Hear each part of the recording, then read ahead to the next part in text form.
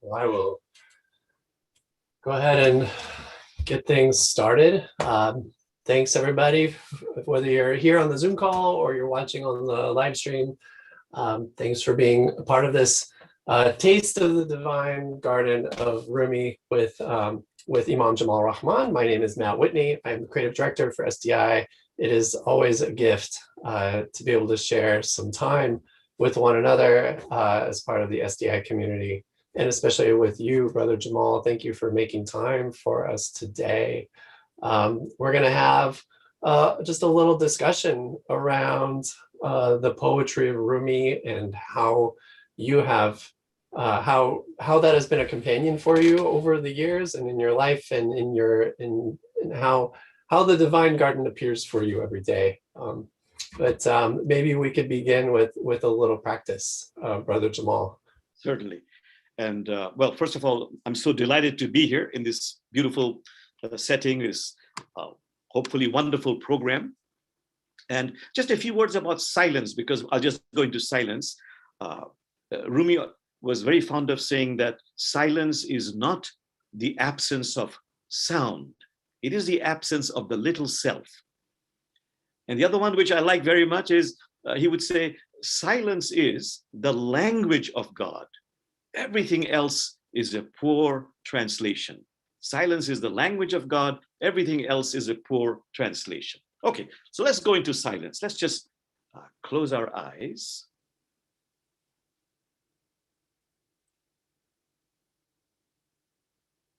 And then focus on the nostrils and simply connect with the breath as we inhale and as we exhale, just this much. Being present with the in-breath and the out-breath.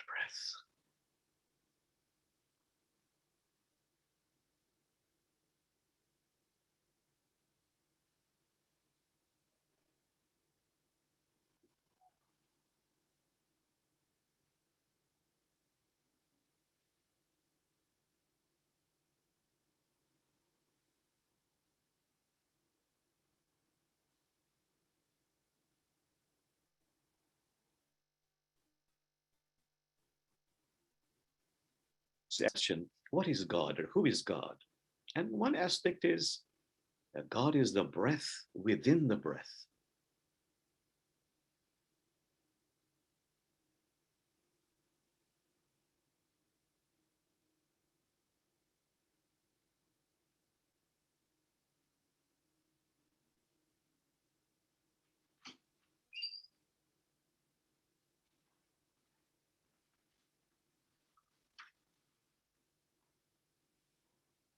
Okay. Then, with eyes closed, focus on the lowest part of your spine, the sacrum area, and make an intention for a beautiful cord of light to flow from the sacrum area and go down, way down, deep, deep, deep into Mother Earth, connecting us to the womb of Mother Earth, feeling that rootedness.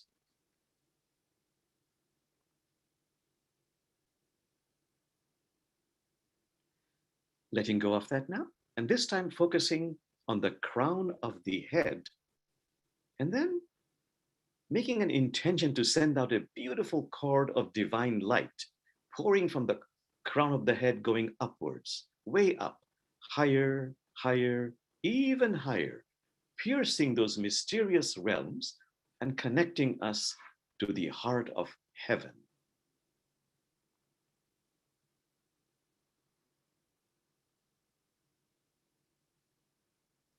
Letting go of that. And the last step, focusing on the heart, the most mysterious space in one's being, the wellspring of light and love. Focusing on the heart and making an intention to pour out, radiate out light and love through intention. Feel it, sense it. If you visual, see a beautiful divine light pouring out. from the depths of the heart in an outward, expansive direction.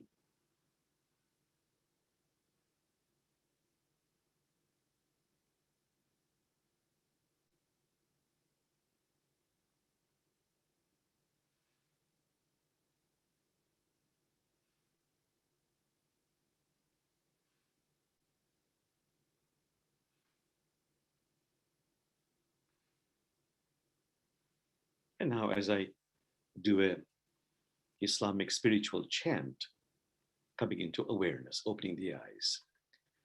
Bismillahirrahmanirrahim. Bismillahirrahmanirrahim. La ilaha illallah. La ilaha illallah. And opening your eyes.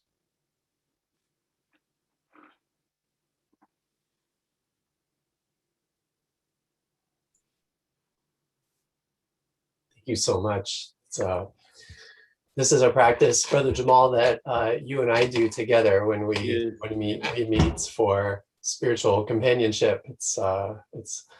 I'm always grateful for it. Thank you for your time today. I know I've said that over and over, but I'm just always grateful. We're here really to talk or to give people a taste of what they can expect from our upcoming 4-part webinar on Rumi. And so maybe we could just have a conversation about that. Ask you some questions. Great. Well, maybe just the first one, who is Rumi? Can you give us maybe like just a brief historical picture, paint a picture of who he was? Yes. Rumi was a 13th century Islamic scholar and mystic who was actually born in what is now called Afghanistan, in that time a part of the Persian Empire. Long story, he and his father settled in Konya, Turkey. He was Persian from Iran. And his father was a very well-known scholar and mystic. He was the head of a wonderful college that the ruler had established for him there. And the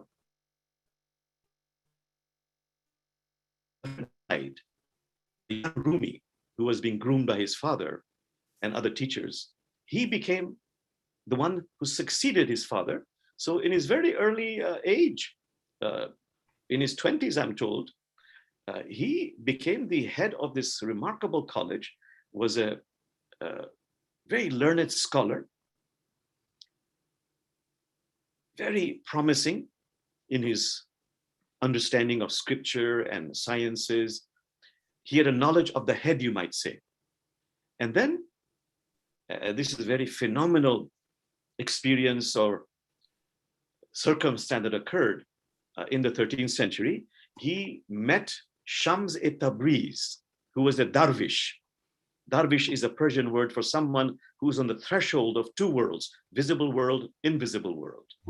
And was kind of a divine hippie fellow and was in possession of, you might say, divine secrets. And anybody who's in possession of divine secrets knows that it's like hot coal in your hand. You want to share it with somebody. And always Shams-e-Tabriz prayed, oh God, is there nobody I can share these divine secrets with? No answer. But one day the answer came. Go in this direction, you will meet Jalaluddin Rumi. And he did. And he met Rumi. And that started a wonderful relationship between Rumi and Shams-e-Tabriz, who was his teacher, and also became his beloved friend. And the point here is, and I'll finish it with that, that through this teaching, through this learning with Shams-e-Tabriz, Rumi moved from a knowledge of the tongue to a knowledge of the heart. And when his heart opened up, he began to hear wonderful vibrations of words from the invisible world, which he would utter. And his disciples and friends and family members would write them down. And that has become, the collection of that has become Rumi poetry, And it is also a testimony that when your heart opens up, amazing things can happen. Thank you. There are a couple of things there that struck me.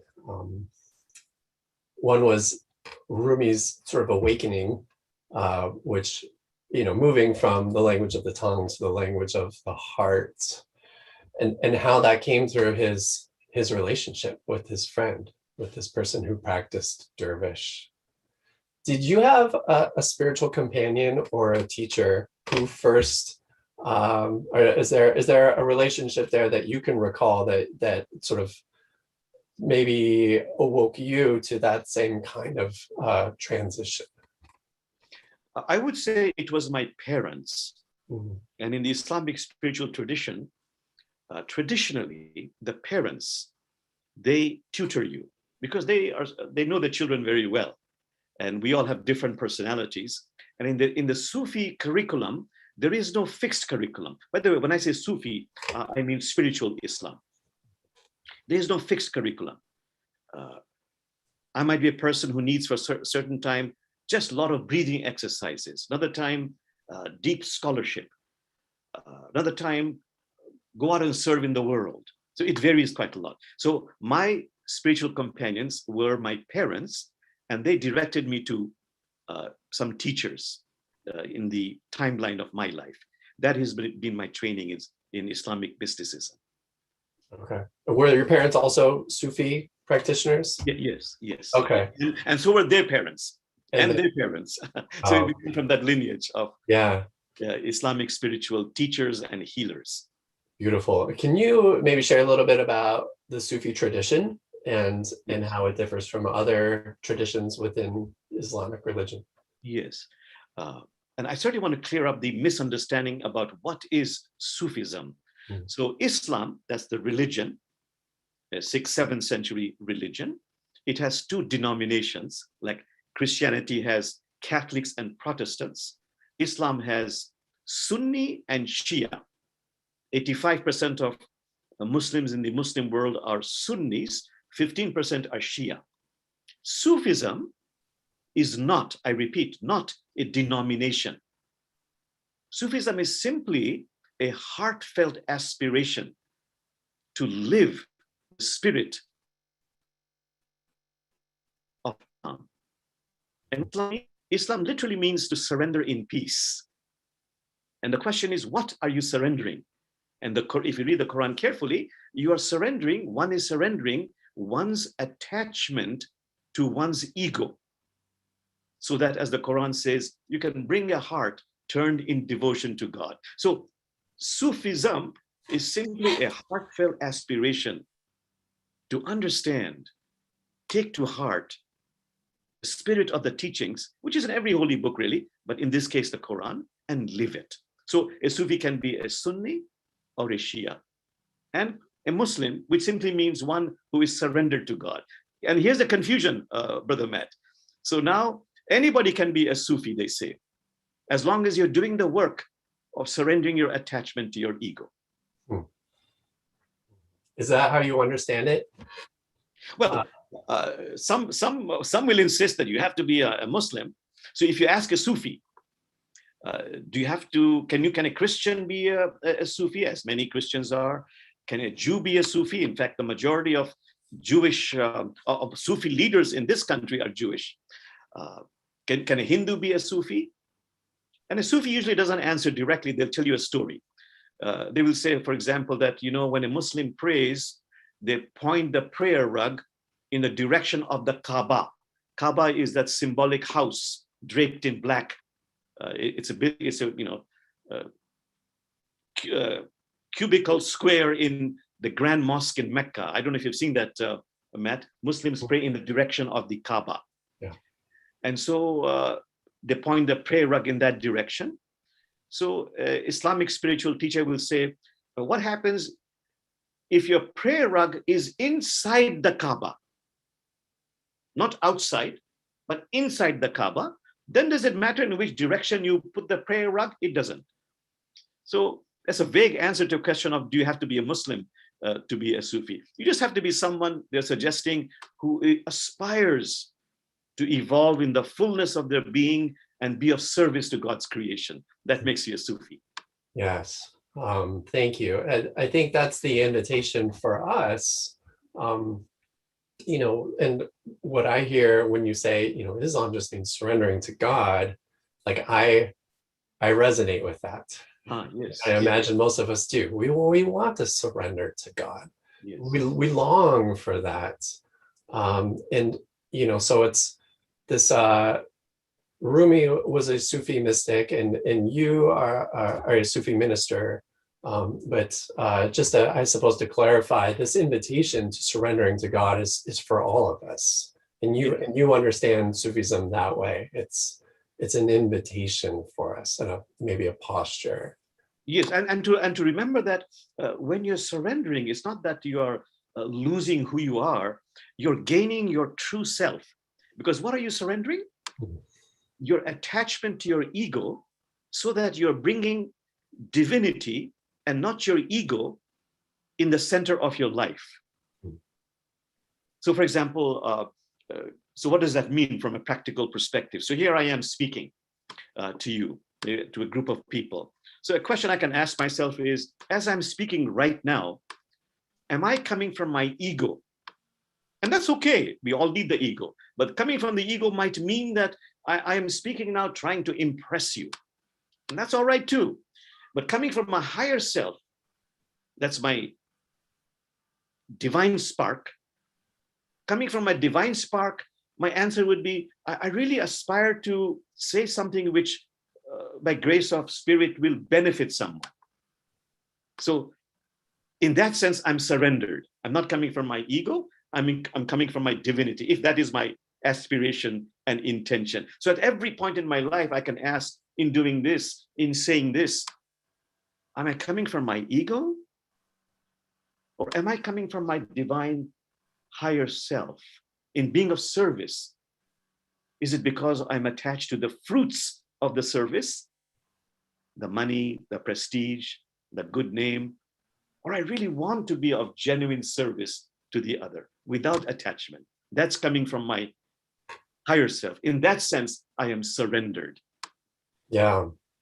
So this is interesting, because as you share that, I'm sitting here and like, what is my intention for running this Zoom call? Like, what is my hope for it? Like, do I wish that thousands of people were on the call right now? Or, is everything going to work? Is the Wi-Fi signal strong? And like, is that because I want it to look good for my sake, or because I want it to be of benefit to spirits?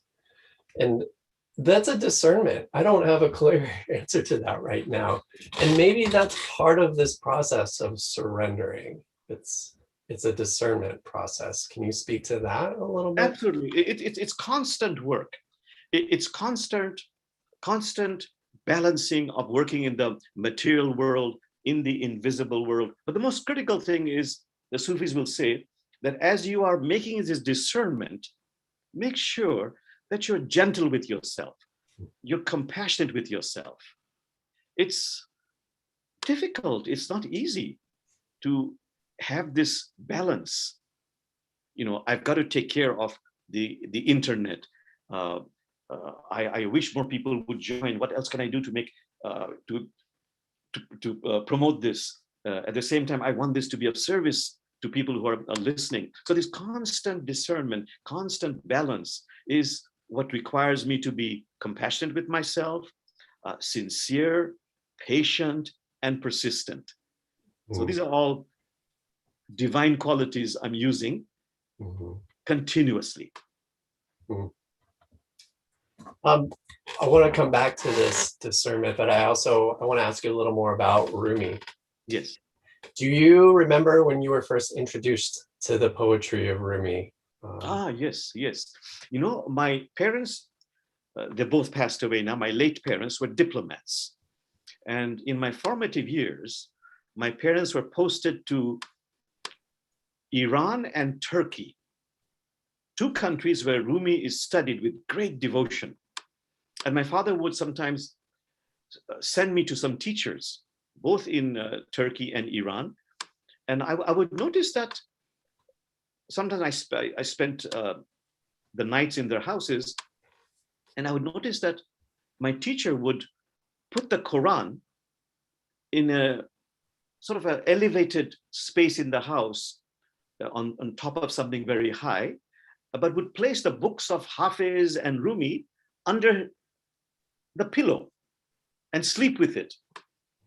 And that's the first time I came across Hafiz and Rumi. And for some reason, I was attracted to Rumi. And then in their teaching, they would teach me the Quran, but couple that with a Rumi poetry. And that is when I didn't understand too much of Rumi poetry, but I remember that great love the teacher had for this poet, and how he or some female, how he or she would employ the use of Rumi poetry to elaborate, to illuminate verses of the Quran. And that was my first introduction. And so ever since then, I've been studying the Quran, the verses of the Quran, and also other holy books in tandem, along with verses of Rumi. Mm-hmm.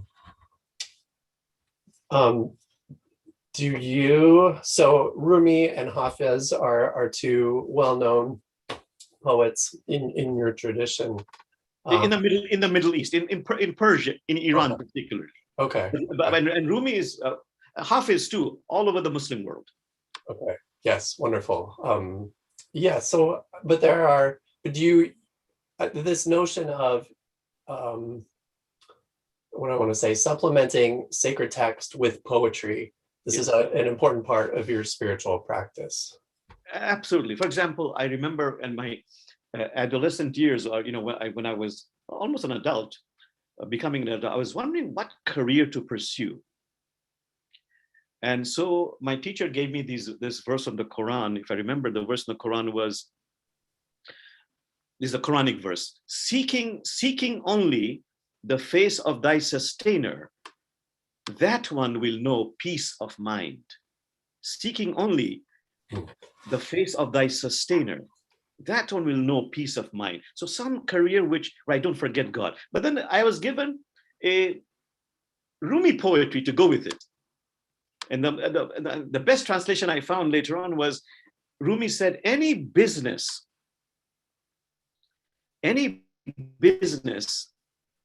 that hides you from the face of your Lord is the essence of unemployment, even though business is its name.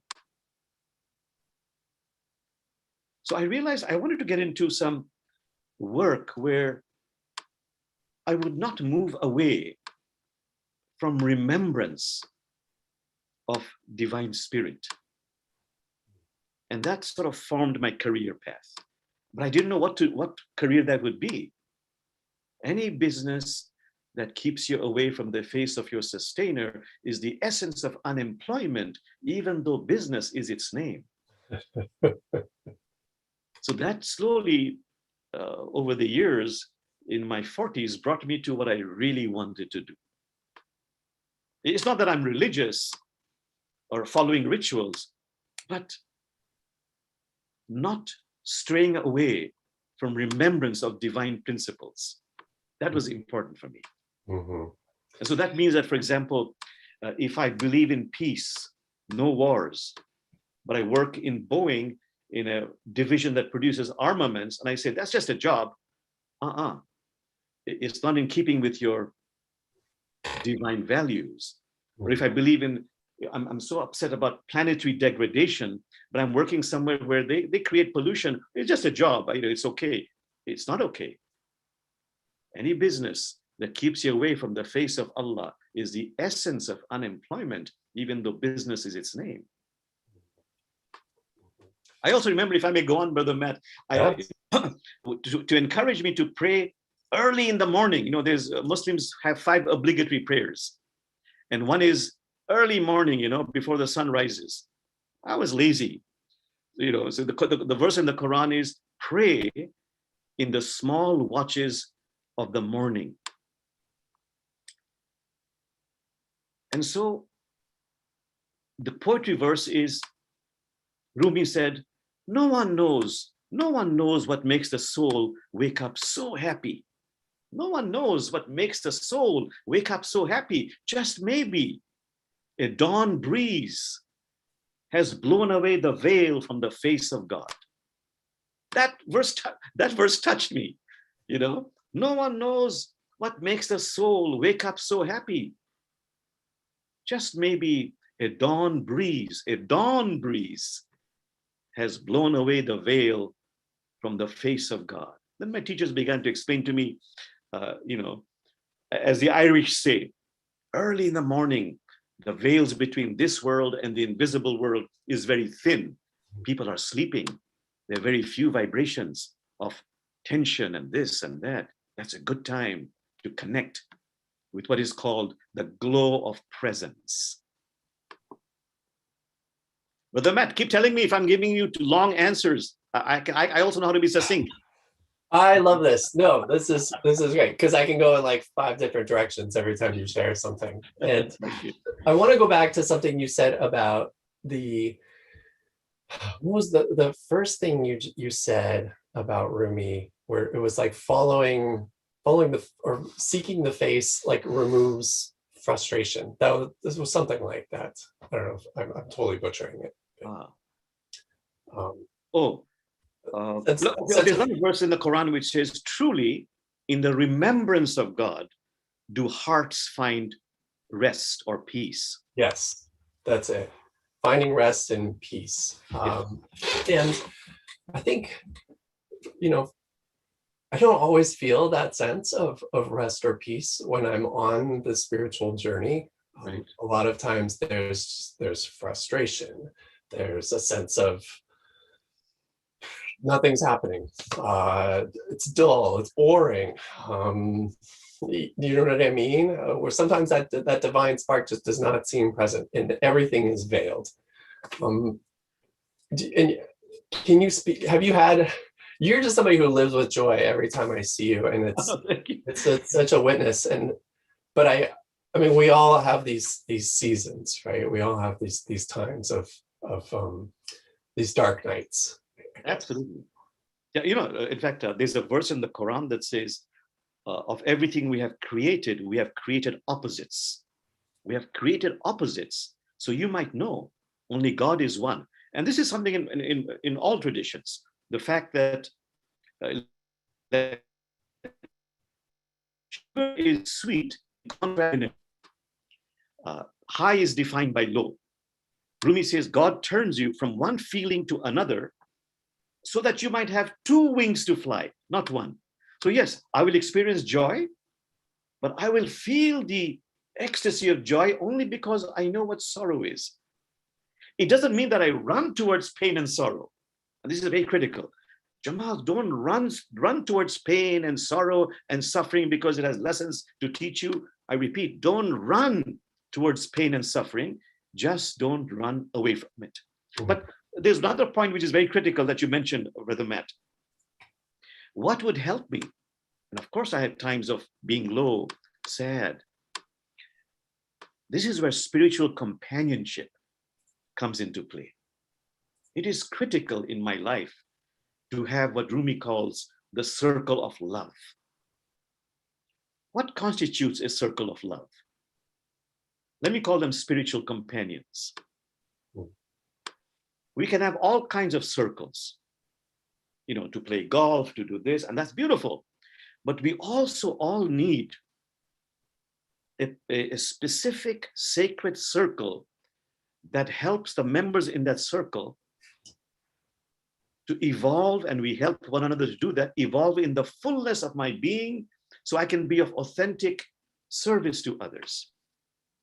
And in several traditions, the same gateways that constitutes members of my spiritual companions. There is love between the members, could be 1 or 2 or maybe more. There is trust, so one can be vulnerable with one another. Without vulnerability, there is no community. And number 3 is very critical. There is a love of truth, of spiritual truth. It doesn't mean it's about beliefs, about an aspiration to really to do that inner inconvenient work, to be of service to one's fellow beings. So when those three gateways are there, and we have that circle, in times of sadness, we feel nurturance, nourishment, and guidance from that group of spiritual companions. You see, in the past, in Islamic spirituality, before my time, I would be apprenticed to a spiritual teacher, maybe for my life. It's not possible these days. So what is a good substitute is to have in my life at the right time that spiritual companions. So I would suggest that, go to a spiritual director. I, as a spiritual director, I also help my friend who comes to me to create for them that circle of spiritual companions. And as they're doing that, they come and consult with me again as a spiritual director until that circle has become solid and they're comfortable. And that's there for a long time, maybe for life. And we all need it. So I'll just end with one quote from the Prophet Muhammad, who said, your spiritual practices are only as good as those of your close friends. Choose your close friends, your spiritual companions, wisely. So it behooves me to have that circle of spiritual companionship. Yes. And there's a real, my understanding is you can be really creative with this question. For example, Rumi is probably somebody I trust who is in your circle of spiritual companionship. You see, in the Islamic mystical tradition, they say have spiritual companions in two worlds or several levels of reality. One is in this world where I'm living, I'm talking to you, let's call this the earthly plane. I need to create that circle of spiritual companions with help from my spiritual director. But another one which is critical, and I share with everyone who comes for consultation and for connection and to create that spiritual companionship, is to go into my inner landscape, what is called sacred sanctuary, in my state, ushering into what is called sacred sanctuary. And there I summon my inner circle of love. And there the only limitation is my belief system. In that place, I can summon people who are living, who are deceased, people from the angelic world, angels, what Muslims also call jinns, devas, animals, living or deceased, elements of nature, Merlin the magician, biblical beings. Yes, I do have Rumi in my circle. I have my late parents in my circle, and just a few others in my meditative state. And all I do is I go into my meditative state, into my sacred sanctuary, and there I summon my inner circle of love, and I just bask in the love and in their teachings just by being still. That's all. And that, in some Sufi teachings, is a very critical practice to create that spiritual companionship. And some people tell me, Brother Matt, that they can't find anybody to become a spiritual companion. So I really insist they do that inner work of creating that spiritual circle in their meditative state. And guess what? Almost batting 100%. That seems to create that outer circle of love. There's an amazing connection. Everything is interconnected. Yes. Yeah. There's a real cultivation of an awareness of these two worlds that Rumi knew and that you know. And I hope is much of the work that we'll get to do as part of this webinar. I hope that we're going to get to explore this, that people who come to this webinar will get to explore this, who might be in that inner circle for themselves. Yes, yes, yes. And, And and and in this webinar, we have to experientially talk about and practice what is called the inner inconvenient work. This is something that Rumi was very persistent about. He would say, why are you on planet Earth? Why were you born? You were born for several reasons, but one reason is to evolve into the fullness of your being, to transform your ego from a commanding master into a personal assistant, to open up your heart, to make it so spacious that is utterly inclusive. In fact, when you open your heart, what that really means is you're connecting with your divine spark, with God who is outside of you and inside of you, in your heart. So to open the heart would mean that you're connecting with your higher self. So to transform the ego, open up the heart, and then to be of service to God's creation. So we want to talk about insights and practices and how to do that inner inconvenient work so we become more developed, complete as human beings. And then we can really experience, surrender, a sense of peace, a sense of equanimity. For Christians, a feeling of being saved, only because we have done that work. yeah, that's really helpful. And I think it helps sort of break up this, what I want to say. There's a sense that like in the mystical journey, God suddenly appears. There, right? Like you were saying, the morning and the evening are the thinly veiled times, and the sunrise, the veil is removed, and that we come into the face of God. And sometimes, occasionally, rarely, there are flashes like that.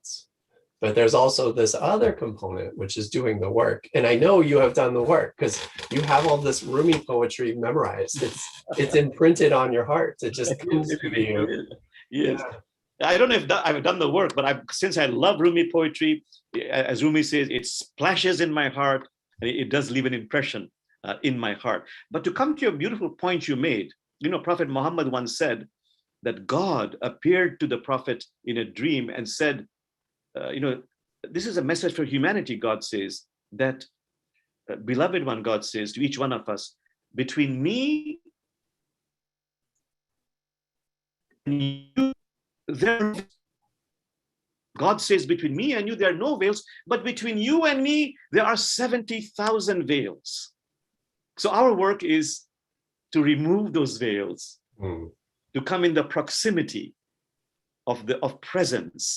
In fact, the Quran says, what gives a human being the greatest joy, the greatest fulfillment? And the words are nearness to God. To be able to actually feel what the Sufi mystics call the glow of presence. It requires work, but it's also delightful work because you can feel the results of it. You feel that feeling that Christians would feel of feeling saved, that Hindus and Buddhists call feeling freed, moksha, mukti, that Muslims would call a sense of surrendering. So you're at peace within yourself. Yeah. And will you help us with this? Do you have, and by that, I mean, you've been a teacher for a long time, and as a college teacher and doing your own teaching as a minister at Interfaith Community Sanctuary, Yes.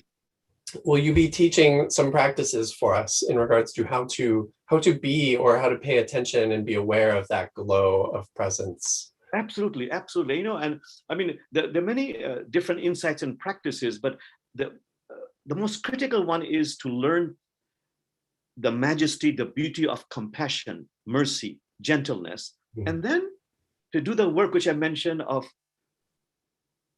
through self-witnessing, transform the ego from a commanding master into a personal assistant, and then working on the heart.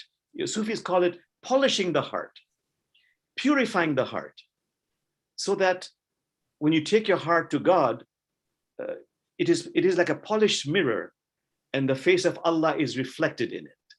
Mm. It's also hard work. We were talking earlier, another time, Brother Matt, that Rumi has this poetry which I said at that time. Rumi says about the heart, take a pickaxe and break open your stony heart. The heart's matrix is glutted with rubies. Springs of laughter are buried in your chest. So that's another work of the heart we have to do. And that's very critical for spiritual students, to embrace not only my 10,000 joys of life, but also my 10,000 sorrows of life. Mm. And that'll break open the heart, but make it so much more spacious, so much more space for love, intimacy, joy to flow in. Yeah. And I mean, I'm excited for this, and I hope others are too. It's hard to say, like, well, what will we be doing in this webinar? We will be creating an inner circle of trust. We will be taking a pickaxe to our stony hearts, right, to create spaciousness. But you've been teaching this for years, and you've seen. Since my hair was black, yes, absolutely. And also the other teaching in Sufism is very important: laughter, humor, to do everything with a sense of playfulness. I'll quote Hafiz, because I love his verse. He says, what is this love and laughter bubbling up from within me? What is this love and laughter bubbling up from within me? He says, listen to my answer. It's the sound of a soul waking up. In fact, the poet says, God wants to see more laughter and playfulness in your eyes, because that is your greatest witness to divinity. So we want to experience a lot of joy in doing this work, because we become more complete. We enjoy life much more. We can feel the happiness, that joy of ecstasy much more deeply, because we have done that work of inner spaciousness. Yes, that's wonderful. This all sounds wonderful. I'm going to come back to, well, maybe before I do that, do you have a short practice that you could do with us? Maybe even it's just a short meditation on how to maybe a practice around taking a pickaxe to the heart. And maybe just something really brief that we could do here right now. The pickaxe one is actually a little long, but sure, we can. There's a practice called sacred holding. Okay. Which is very critical. Mm. And that I'll just explain it. We won't do it because it takes some time. It takes some time. You get involved. But the idea here is that all feelings are sacred. The Quran says so. It comes from God. So the Islamic mystics say, if it comes from God, I repeat, all feelings are sacred. We give it a name. This is love, this is joy, this is ecstasy, this is hate, this is resentment. It's nothing but energy. Mm. And if I feel a negative energy, let's say I feel hate, the edge of that I feel only because it is separated from me. It is begging to be acknowledged, number one. It is begging to be enveloped. It is begging to be kissed. It is begging to be integrated. That is how, through sacred holding, my rage, anger is good. Righteous anger is very necessary. But if I don't control it, if I'm not aware of it, if I don't manage it, it can turn into revenge. But if I do sacred holding, the pickaxe work, my anger becomes transformed very often into an inner enthusiasm. My fear, because I've kissed it, embraced it, integrated it, makes it more whole, my fear becomes more mindfulness. My sadness becomes greater empathy. But what is the practice? I do it with, in that group of spiritual companions, we do it with one another. Jamal, close your eyes. allow yourself to feel that anger you felt. Where in your body do you feel it? Locate it. Then with compassion for yourself, just be with it. No need to fix it. No need to analyze it, but a great need just to be present with it. So I spend some time with that. If it moves, move with it, but I'm present with it. I'm honoring it. And then I can ask it some questions. Do you have a message for me? Do you have a secret you want to share with me? It's not that I'm expecting an answer, but I respectfully ask that question. And maybe another question: how may I love you? How may I befriend you? And the last part is focusing on that physical location and then making an intention to breathe through it, allowing the divine breath to caress me there. This simple practice, if I do it again and again and again, I can tell you with inner certainty, has incredible powers. Those negative, difficult, painful feelings I wanted to avoid, deny, they make me more complete as a human being. Why? Because I have acknowledged it, I have touched it, embraced it with compassion for myself, and I have integrated it. It becomes transformed. I become more complete as a human being, which is why I love what Carl Jung said. Would you have the grace and the courage to kiss the demons and dragons within you? That is how they turn into a prince or princess. This is difficult work. Yeah. When a group of spiritual companions, when we do it, we guide one another in doing that with jealousy, with greed, with pride, with anger. Wow, what an impact it has.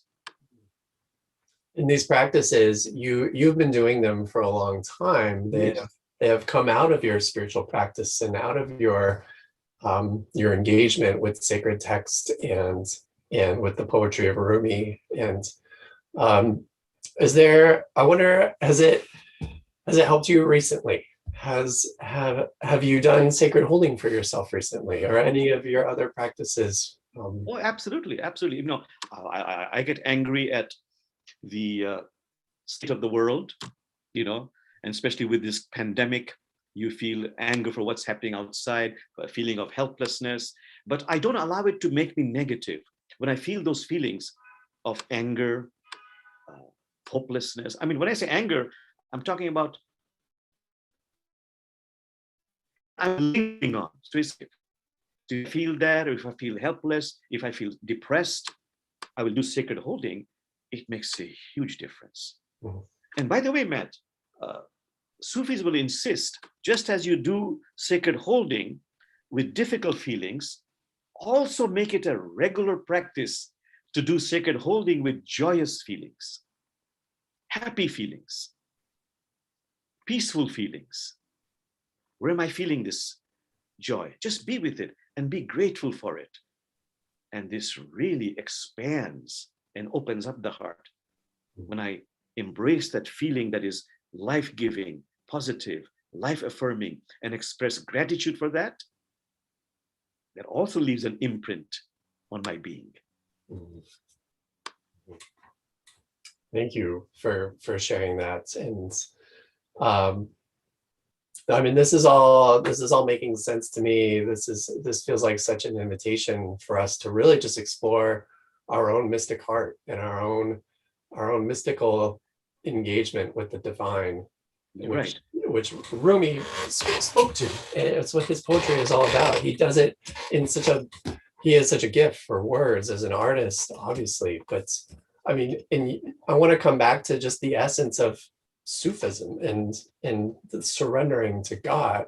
Yes. That this mystic, you believe this mystic heart is for all of us, that we all have this ability.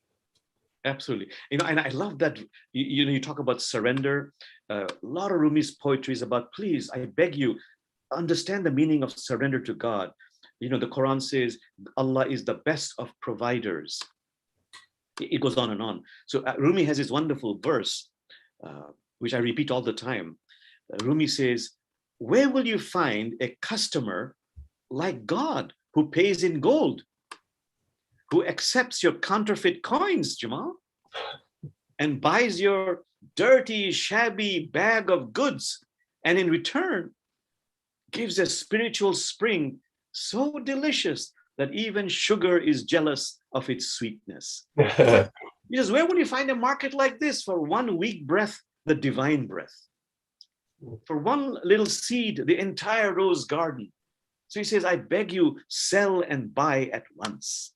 So a lot of Rumi poetry to encourage us to understand the beauty, the power, the majesty of doing what is called this divine exchange. Yeah, I'm in for the exchange.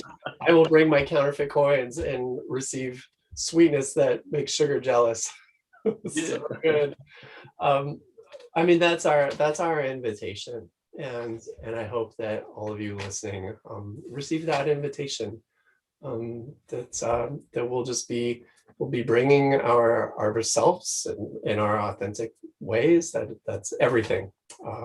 Our joys and our sorrows, our griefs, our angers, our frustrations. Yes, yes. And we want to work in the visible world and the invisible world.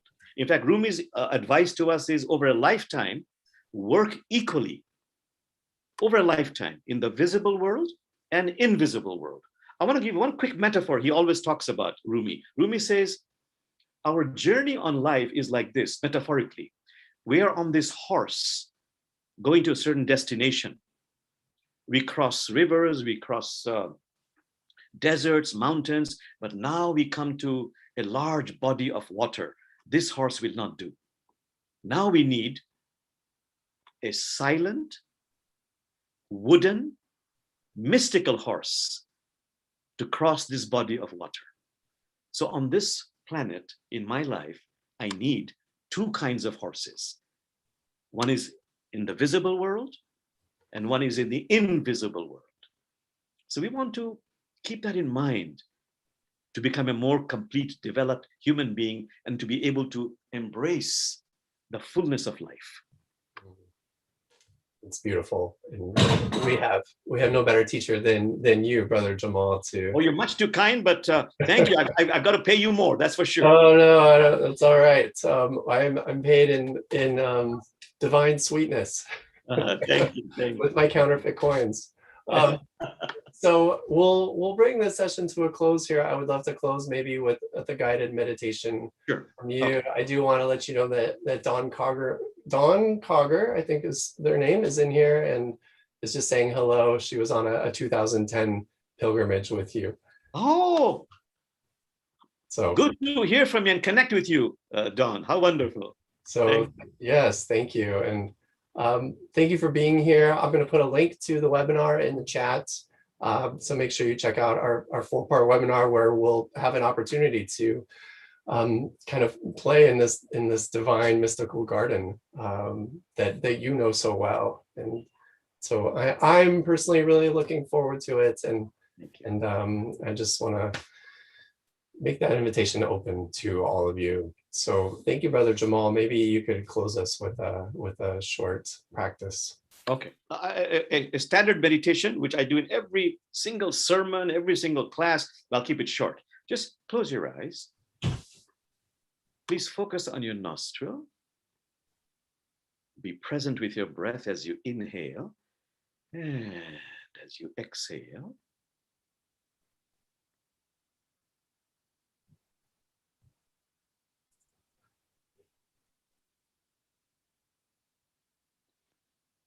Let go of this now, and please focus on your heart. Our heart has been yearning, aching to connect with us. If it pleases you, touch your heart, feel your heart. Feel the rhythm, the beat of the heart.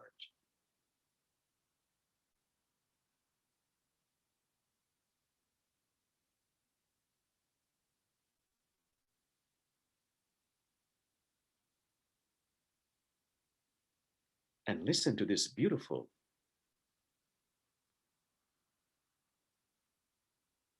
beautiful insight, revelation from God to us.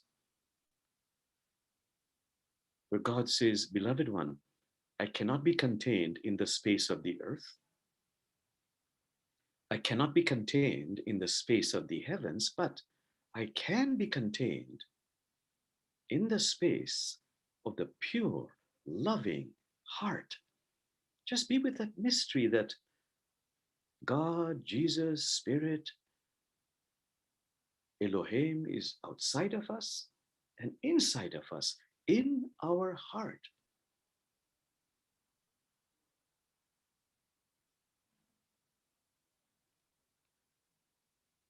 And Sufi suggest, as the Quran says, to Spirit, to God belong the most beautiful names. Say words of beauty and plant them inside your heart. Words like, I love you. And say it with feeling, with sincerity, unabashedly. I love you. Or please help me to love you. Thank you. Or please help me. Please, or say, please help me. I need help. For a few moments, say whatever feels right into this infinite, boundless space inside the heart.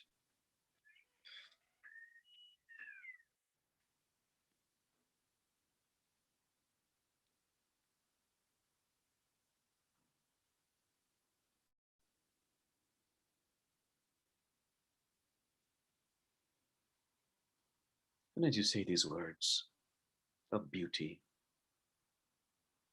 words that feel right to you,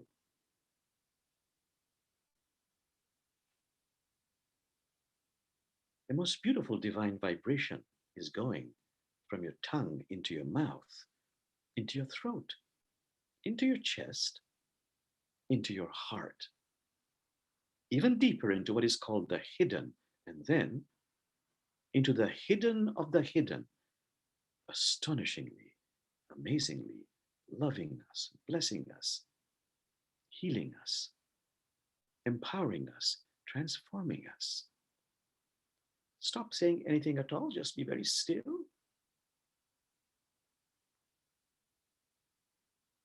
I'll do another chant, and with that you come into awareness. I am blessed by your presence, O Lord. I am filled with your blessings, Allah. La ilaha illallah. La ilaha, la ilaha illallah. Ya Allah. And gently opening your eyes. Take your time, please.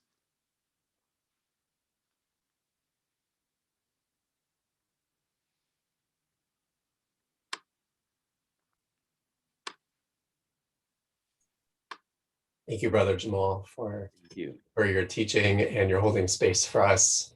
Thank you, everybody, for participating today. And I hope that we will see you for our webinar. It starts July 8th, I believe. So we've got a couple of weeks for you to still sign up. Find info on that on our website, sdicompanions.org. I put a link to it in our chat. But if you just come to our homepage, you should be able to find it from there. Blessings, everybody. Thank you. Thank you for sharing your practice with us today. Bye-bye. Bye-bye.